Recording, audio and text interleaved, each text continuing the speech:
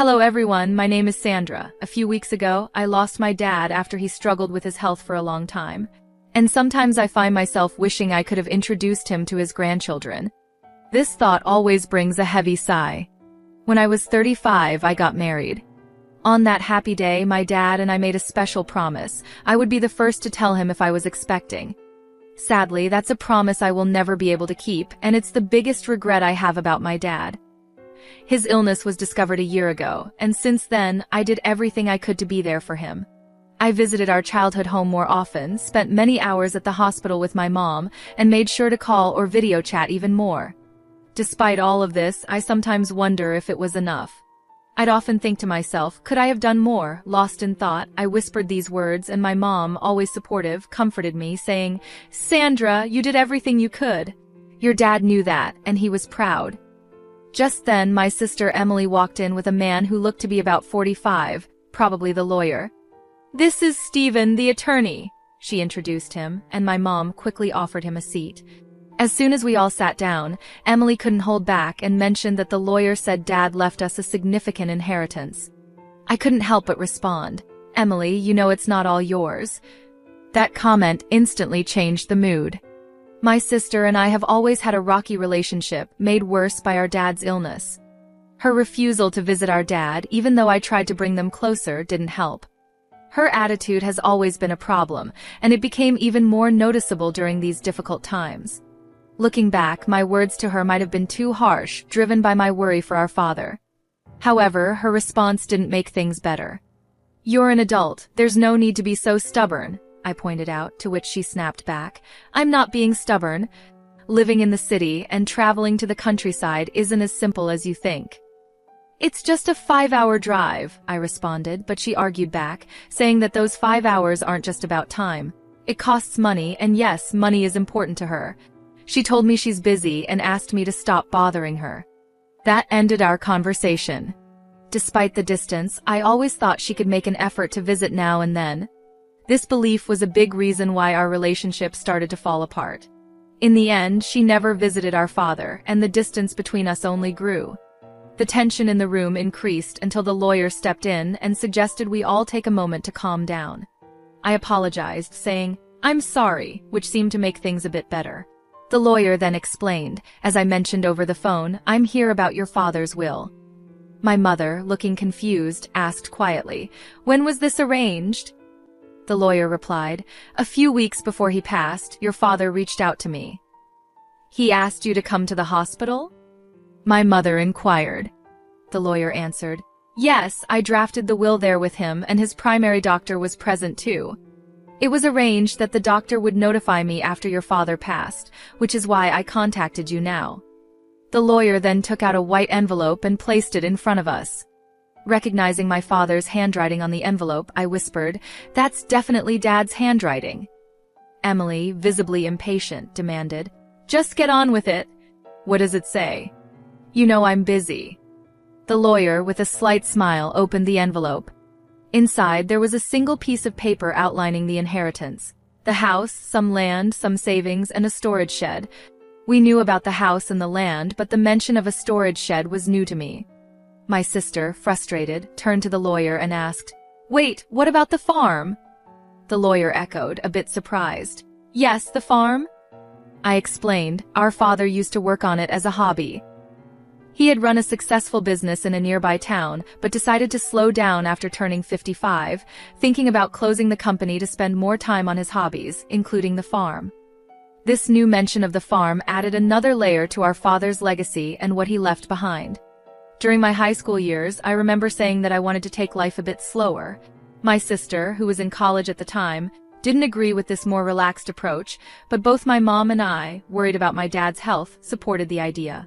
"Don't worry about money, Emily. We've got plenty of savings," my dad reassured her.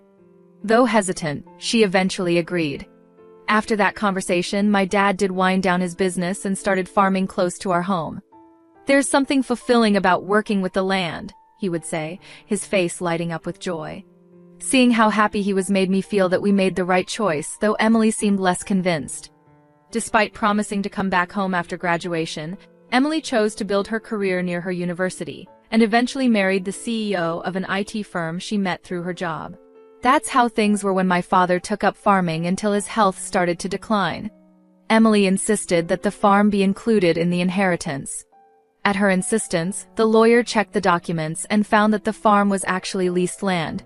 I had mistakenly thought we owned a large piece of land.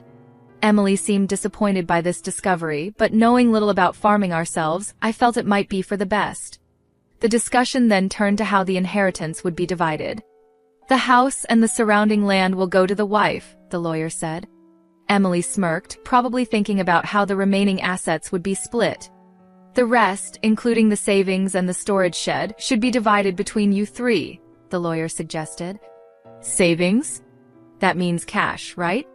I'll take that, Emily said, focusing on the money.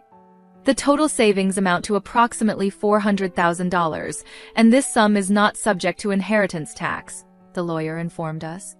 I want the $400,000 in cash, Emily declared, feeling like she had won. But this didn't sit well with me, and I spoke up. Hold on, I don't agree. Why should you get all the cash? I protested. Because I'm the eldest, she argued, as if that settled it. Fine, you can have the storage shed. What's that even worth anyway?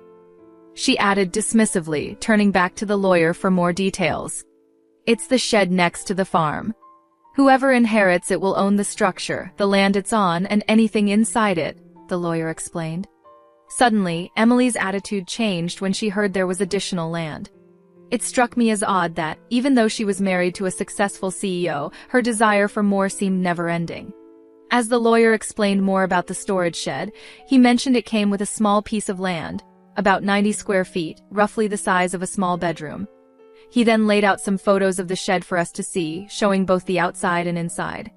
The shed looked quite run down from the outside, and inside it only had simple gardening tools like hoses, scissors, and shovels, nothing that seemed particularly valuable. My sister made a face of disgust when she saw the photos. I don't want this, she said, looking closely at the images. They really just showed everyday items, more valuable for their memories than for money. Fine, you take the cash. I want nothing to do with that old shed, she said, clearly wanting to distance herself from what she saw as a worthless inheritance. Hold on, that seems unfair, I protested, realizing how uneven the division was. My sister quickly agreed to take the cash, knowing it was the more valuable option, leaving me with what she saw as worthless. Her insistence made me feel trapped, especially when my mother said, "As long as Emily doesn't complain later, I see no problem with this arrangement." Complain? Why would I? Emily quickly agreed, satisfied with getting the cash and leaving me with the shed. I couldn't hide my disappointment, but before I could argue more, Emily dismissed my concerns, accusing me of being too sentimental. You care more about our father than money, right? She challenged, leaving me momentarily speechless. It's true that family should be valued over money, but her quick decision left me feeling unsettled. In the end, my mother inherited the house and land, Emily happily took all of Dad's savings, and I was left with the neglected shed. After agreeing to the division, Emily even signed a document promising not to dispute how the inheritance was split, laughing confidently as she did so. I couldn't contain my frustration and later expressed my disappointment to my mother. "Why didn't you support me?" I asked, feeling let down. My mother insisted she had helped, claiming that her involvement made sure I got the shed. But I'm not happy with just the shed, I argued, unable to see its value. You might find something unexpectedly wonderful if you give it a chance, my mom suggested, trying to be optimistic. Despite my frustrations, her words sparked a faint glimmer of hope. Maybe there was more to the shed than it seemed, a thought that left me wondering. I tried to make sense of the day's events. After getting the key from the lawyer, I walked to the shed, which was beside a field about 15 minutes away from our house. The path was quiet and rarely used, adding to the peaceful yet somber atmosphere. The field, which my father had leased until he recently went into the hospital, was now empty, giving the place an untouched and solemn feeling. When I unlocked the shed, I was greeted by a thick layer of dust, showing how long it had been neglected. "Wow, it's really dusty," I said, noticing the heavy scent of disuse in the air. Even though I felt a bit disappointed at first, I still hoped to find something special of my father's. maybe a keepsake hidden inside. As I looked around the shed, it quickly became clear that it was just a simple space filled with farming tools. These items might have held sentimental value, but they didn't seem particularly special at first glance. I thought to myself, maybe I should just take what's inside for now, as I scanned the dim and cluttered surroundings. Then I noticed something odd about the shed's size. It seemed smaller on the inside than it did from the outside, which puzzled me. Was it a trick of the light, or was my mind playing tricks on me? I stepped outside to get a better look, still curious about the strange difference. Driven by curiosity, I decided to explore the outside of the shed.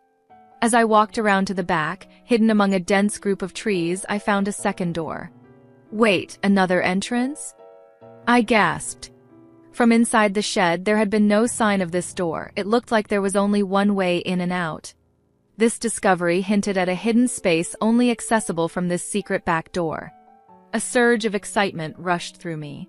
Could this be one of Dad's secrets?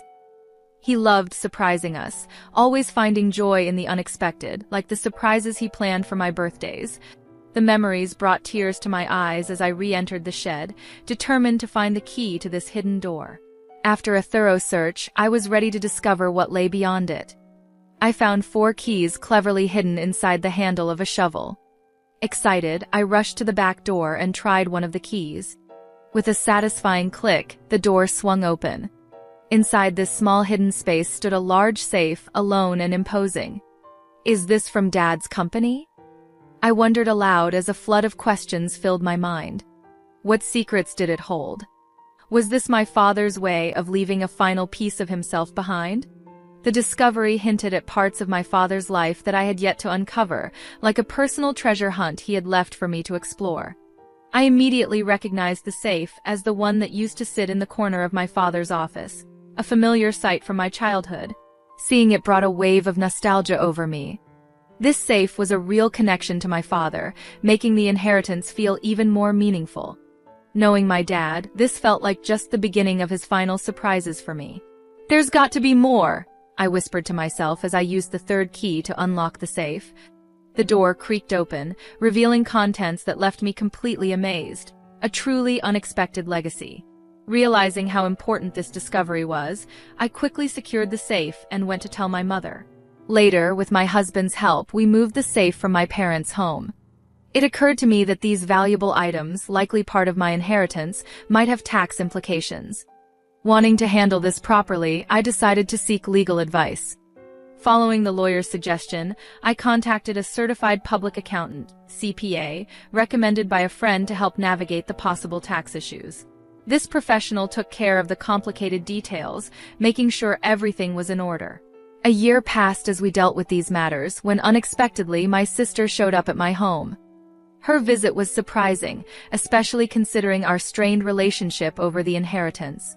"I was just in the area," she claimed, but her uneasy behavior and the fact that we lived 20 minutes apart made her visit seem less than casual.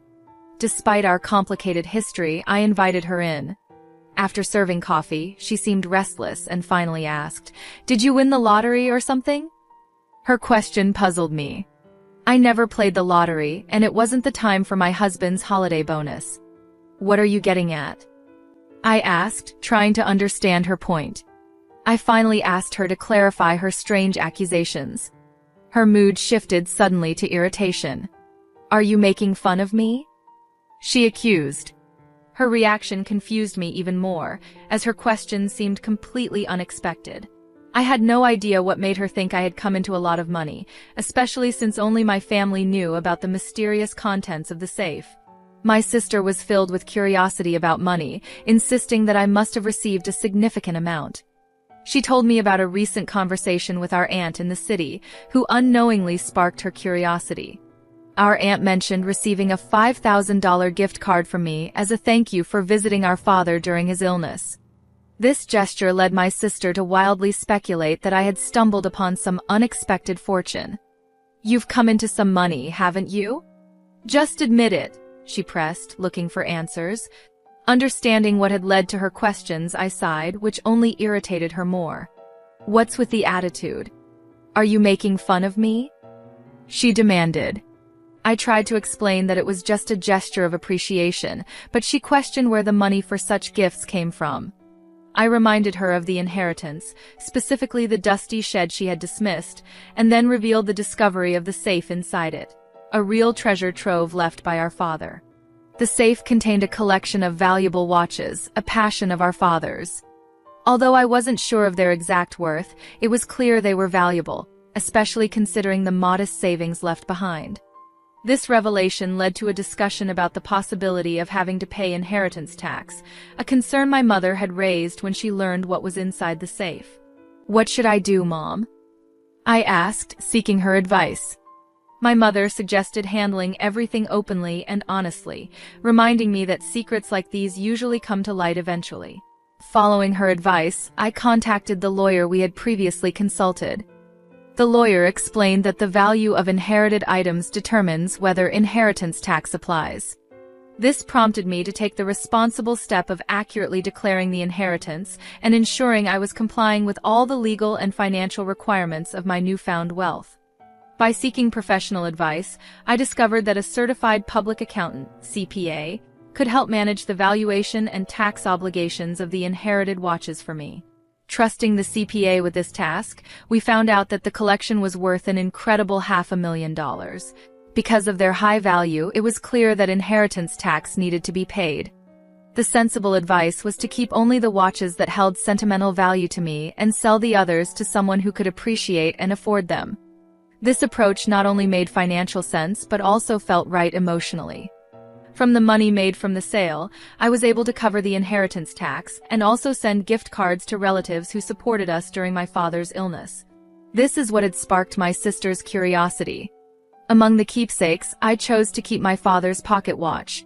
It wasn't worth much in terms of money, but it was rich in memories.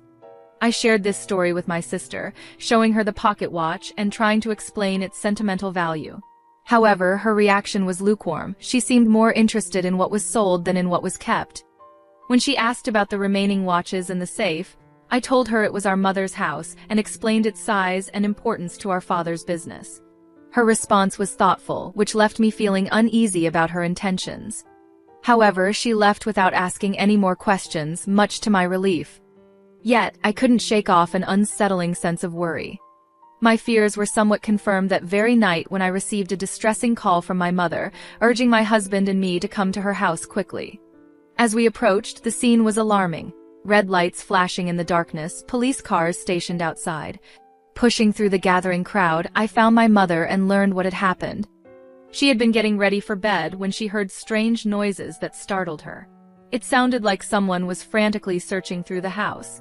With no one else home to help, my mother made a quick decision to escape through a window, driven by fear and desperation. Her description of the situation was unnerving, painting a picture of a night filled with panic and uncertainty. Under the cover of darkness, my mother had noticed the eerie glow of a flashlight moving inside the house, confirming her fears of a burglary. In a state of panic, she made her escape. She sought help from our neighbor, who, after seeing the suspicious activity, quickly called the police, convinced that a burglar was in the house. But the supposed intruder was actually my sister Emily, who had decided to search the safe after hearing about my inheritance earlier that day. Without knowing her intentions, both my mother and the neighbor were understandably alarmed. When the police arrived, the situation escalated.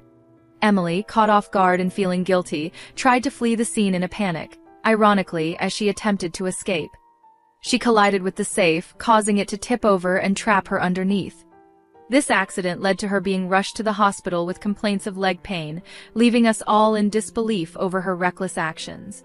After the chaos, my mother and I found ourselves apologizing to the responding officers for the misunderstanding. I also felt the need to inform Emily's husband about the incident, only to learn from him that Emily had been hiding a significant amount of debt due to her extravagant spending on luxury items. Their recent argument had ended with her storming out, determined to borrow money from our mom to settle her financial troubles. What we didn't know was that she had already used up her inheritance in an attempt to pay off her debt.